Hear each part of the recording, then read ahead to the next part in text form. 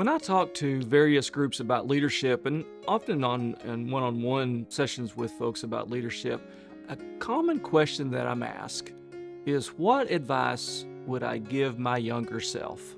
And that's a tough question. And it's often asked is, what is the one piece of advice you'd give? And certainly there's much more than one piece, but something I often answer with that question is something I struggled when I was much younger, and that is, don't worry about the things you can't control. And I give that advice because I did struggle with it, especially as a leader early in my development.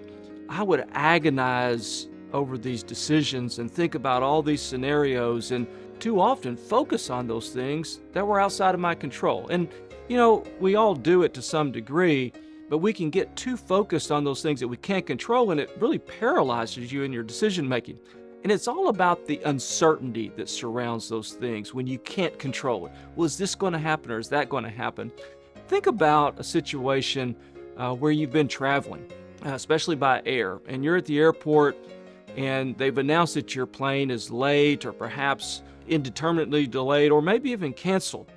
And how either you may get stressed or you see people around you getting stressed.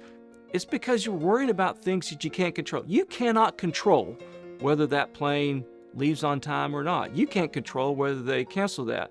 What is in your control, though, are the contingency plans that you can start thinking about. Focus on those things that are within your control and handle those, because worrying about the things you can't, it's not going to help you. I see that in business too, especially with a big deal or a new job of, well, if this deal doesn't go through, then this could happen and this can happen. Great, think about those contingencies, but keep in mind the things that you can control. The second question I'm asked along with that was, then how do you do that for yourself? And personally, I have to remind myself every day about that. And I use actually what was written as a prayer in the 1930s and adopted by Alcoholics Anonymous in the 40s, is something called the Serenity Prayer. And it goes something like this: give me the serenity to accept the changes that I cannot make. Give me the courage to change the things I can, and the wisdom to know the difference. This idea of serenity or calmness, courage, and wisdom.